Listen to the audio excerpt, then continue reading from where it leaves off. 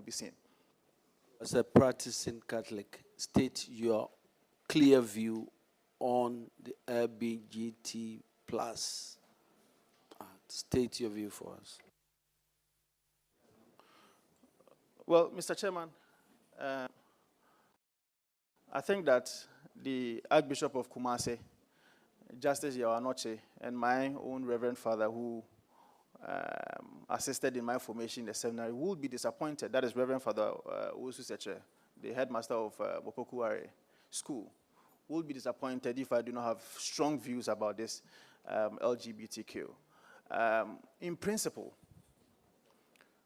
the LGBTQ bill that has been passed by Parliament, or approved by Parliament, for lack of better words, is one that I support wholeheartedly, because it is in consonance with my tradition and culture.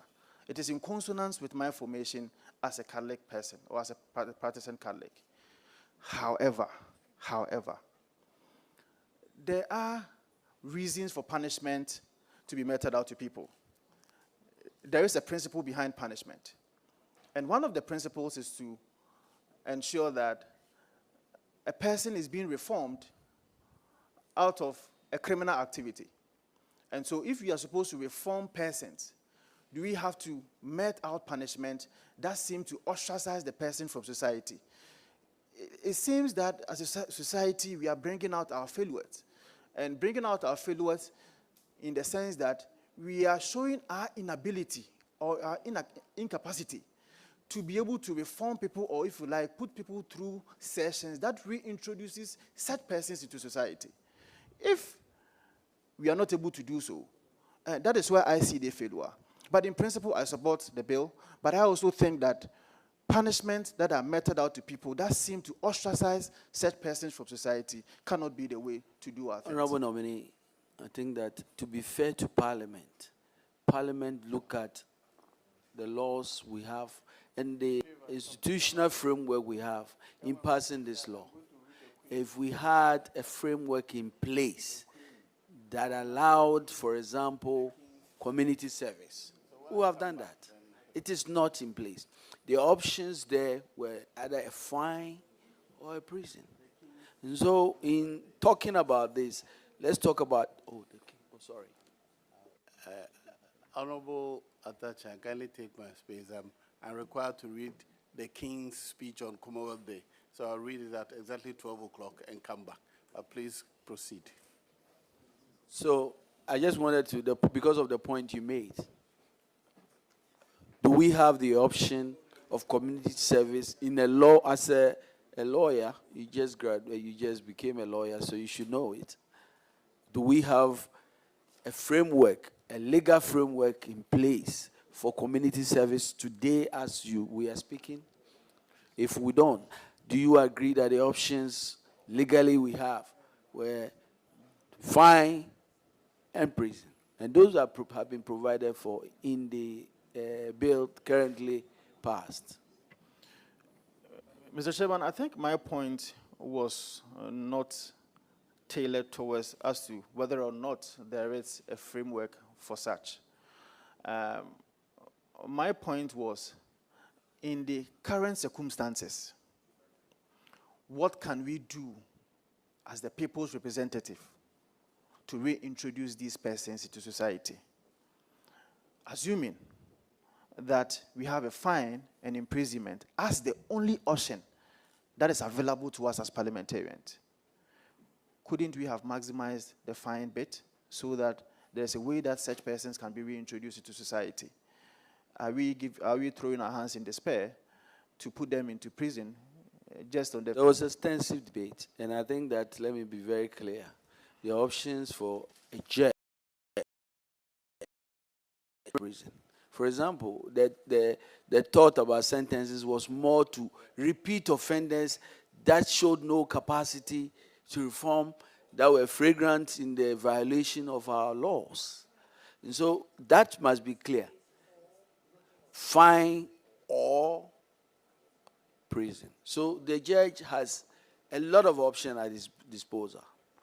But when it becomes very clear, for example, that this particular person has been fined. For example, let me be very clear.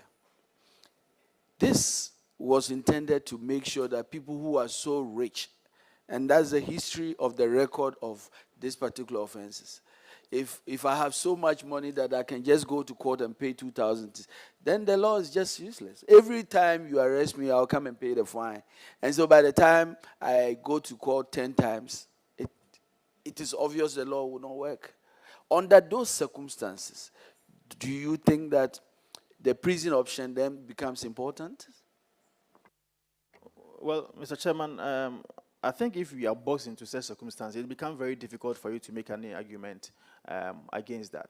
But I am looking at a holistic approach to this, whereby as the people's representatives, we can have, even if it's possible, look at have an amendment. Can you tell me today that we have a legal framework that allow people to do community service in Ghana? Just answer that, yes or no. Mr. Chairman, there is none I have seen. Yeah. Okay, so we're going to go, let's begin with my brother. Yes, okay. And then we come to your colleague at the bar. I just want to take a little bite on what the deputy leader has said before I go to the local governance issues. Do you know that it is even more dangerous to sentence a gay person to community service than to take him to prison? It's more dangerous. Because when you sentence somebody to community service and he goes to live in a community and they know that he is a gay, they will lynch him. They will stone him. No, why are they chasing them around? So you see, even if there is any framework for community service, it is more dangerous to sentence the person to community service than to an enclosed prison where the facilities exist to reform him. What do you say to that? Well, Mr. Chairman, I think that this buttresses my point that it seems we are throwing our hands in despair. I'm making a strong point that as a parliament, we should be much interested in reforming our people. That is our responsibility as a people. We cannot say that there is a supposed gay persons being lynched if they are given community service. And so because of that, as the people's representatives, we are throwing our hands in despair to allow such persons just to go astray. That cannot be our cause. Let's have a proper forum. Let's have proper engagement to see how best we can deal with such persons. It is our responsibility to do so, Mr. Chairman. Excuse me. My brother and friend, you are a sitting member of parliament.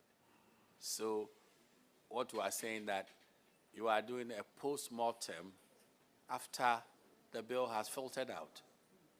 Is that the way to go? Well, Mr. Chairman, I'm guided. I was just sharing an opinion. Right. To be aware of that, there is something in the Bible which says that lead us not into temptation, but deliver us from evil. Very much so, Mr. Chairman. I'm guided. My brother and friend, can you go to your substantive questions, please?